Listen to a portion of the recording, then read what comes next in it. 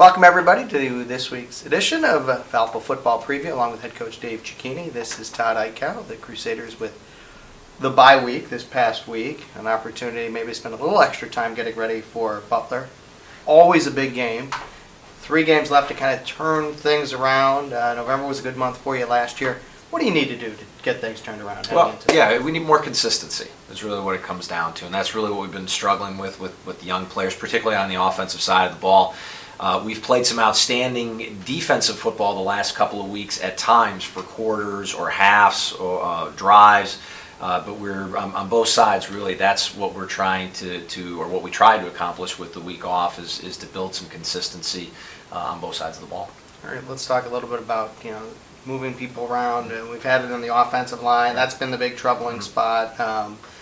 And you look at what took place in October, and a lot of it was, there's many problems, obviously, when you're struggling, but the problems on the offensive line probably the top of the list, right? Yeah, I mean, when you lose your captain, Nate Kahneman, who was really our anchor there and our best offensive lineman, when he goes down for the season, that creates, not just a lack of talent, having a solid, tough guy in the middle, but there's a leadership void that exists there now. When the more younger guys that you put in there, you need a leader, a guy who vocally and through his actions can really take command, and we're missing that right now. All right, but moving forward, now you're without him, and Connor Reddick's played really for the last month or so, and it's time to, I guess, figure out a way to turn the corner. What are some of the things you need to do? You talked about being consistent, but maybe some specifics. Yeah, well, the best thing that we can do is, every day that these freshman offensive linemen are there, these sophomores that they play, is a chance for them to gel, and that's really key. And that's something that,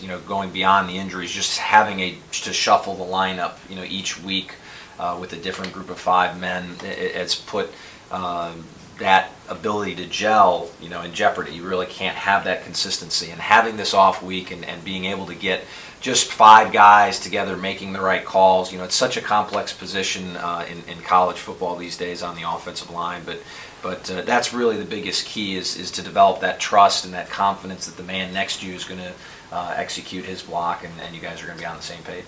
One thing that's happened the last couple weeks, and especially against Stetson, was you found ways to get Jared Morgan the ball a little bit more. Obviously, that's something you guys have only been searching for about 6 weeks.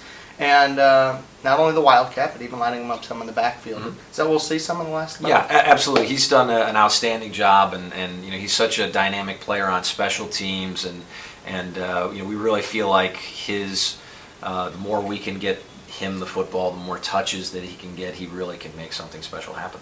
All right, let's look at Butler now.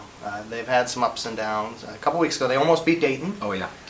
This past week, they struggled. They lost by 21 points to Marist, but I think the final score was not quite as indicative. You look at the stats, at least in the game.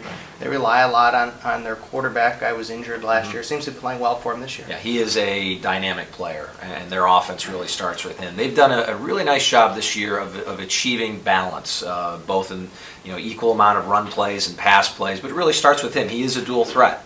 He does a great job throwing the football. He is a threat in the running game, option, you name it. It really, the offense revolves around him. And you look at Butler, they kind of struggled the last month last year. And I think he missed the last month, right? He had been putting up some big numbers early on for them. Shows you how important he is. Matt Schultz, I think his name.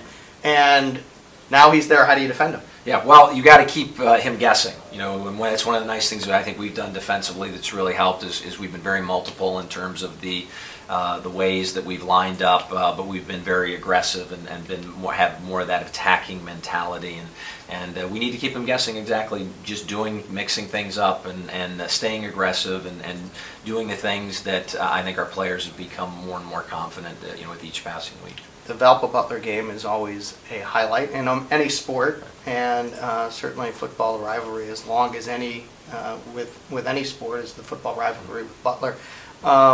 Last year's game, the highlight of the season.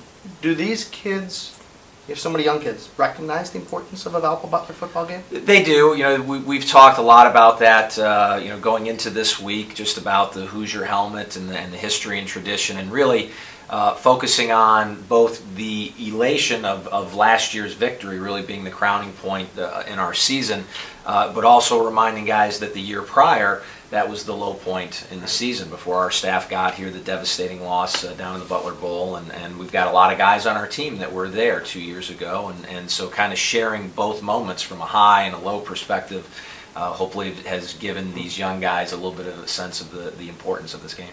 Best of luck on Saturday. Thanks. For head coach Dave Cicchini, this is Todd Eichow. Thanks for joining us this week on Valpo Football Preview.